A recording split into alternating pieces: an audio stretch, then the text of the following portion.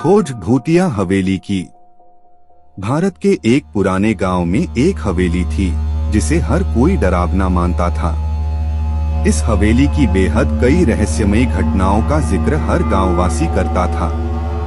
रोहन, एक जोशीला युवक, इस हवेली के रहस्य को समझने के लिए वहां जाना चाहता था।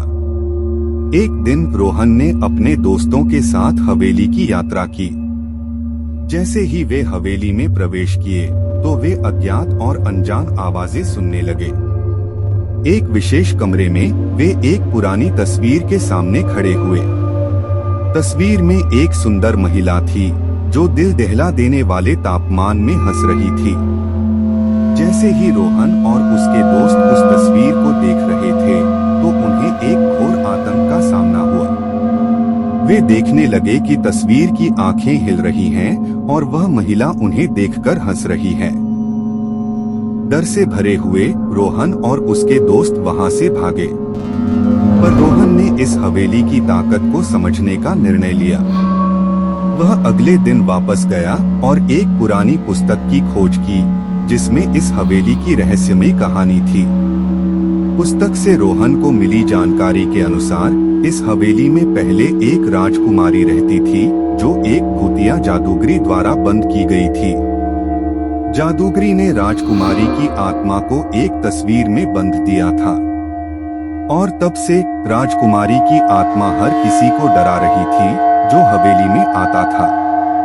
रोहन ने फैसला किया कि वह उस तस्वीर को तोड़ देगा और राजकुमारी की आत्मा को मोक्ष दिलाएगा, पर वह जानता था कि इसके लिए उसे जादूगरी का खोज करना पड़ेगा। रोहन ने गांव के वृद्ध से बात की जो हवेली की पुरानी कहानी को जानता था। वह बताया कि जादूगरी का मकान वहां ही है, लेकिन वह बहुत खतरनाक है। रोहन के दोस्तों की मदद से वह जादूगरी के मकान तक पहुंचा। वहां पर उसने एक बड़े सांप को खत्म किया जो जादूगरी का पालतू था। सांप के मरने के बाद रोहन ने तस्वीर को तोड़ दिया और राजकुमारी की आत्मा को मोक्ष दिलाया। जैसे ही राजकुमारी की आत्मा मोक्ष प्राप्त की, हवेली में अचानक से शांति का वातावरण छा गया। रोहन और उसके दोस्त अब तक उस हवेली में जाते हैं, लेकिन अब वहां कोई भूतिया आवाज नहीं सुनाई देती। इस कहानी से हमें यह सीखने को मिलता है कि भूतिया और अज्ञात स्थानों में अगर हम अज्ञानता और भय को पार करना चाहते हैं तो हमें साहस और समझ से काम लेना होता है।